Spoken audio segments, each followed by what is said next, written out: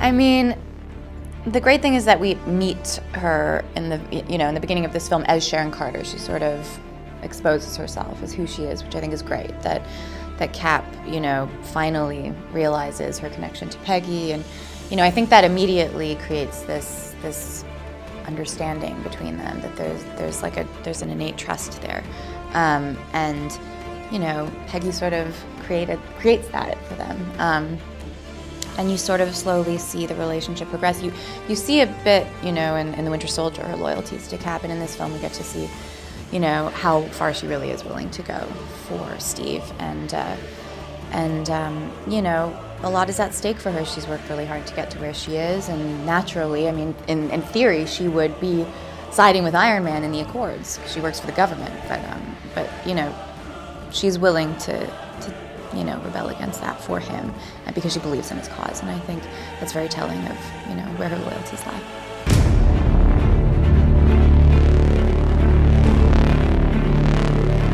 I think what's great is Marvel, sort of takes these themes that are happening in our modern day, and they sort of infuse them into these heightened realities. So what that does is it makes it relatable for the viewers, and I think that theme of, how much protection you can actually put on it and how much freedom the individual is allowed to have is actually a really interesting conversation, and it's difficult to actually pick a side, which makes it even more interesting, because you have moments of siding with Iron Man, you have moments of siding with Cap, and as a viewer it's very difficult. As my character is very simple, it's I believe in, it's not simple at all, because she's she's giving up a lot to sort of rebel against this and deliver this information and all of the things that she's doing, but it's a little simpler for her because of her relationship with Steve. As a viewer, I was torn, and I think everyone's going to be, because everyone loves all of these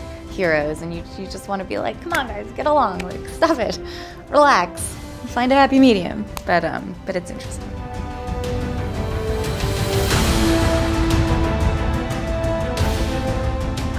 I mean, I wouldn't say that it's outdated. I just think it's a little superficial, I really don't believe that your darkest villain doesn't have some redeeming qualities, and your greatest hero doesn't have some, deep flaw. You know what I mean? Like, that's what makes these characters interesting. If it was just pure evil and pure good, there wouldn't be a conversation.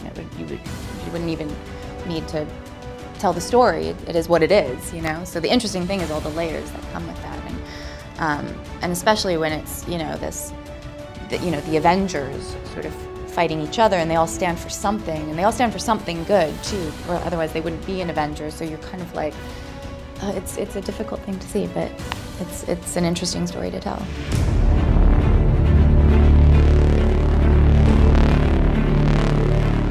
I think when you get to the end of the film, you sort of see that there is room for something. I don't know how much I can say here. It would be a shame for all of those fans to sort of oppose each other. That's horrible, because they're both great superheroes. And it's, I'm sure it will be a further discussion in later films.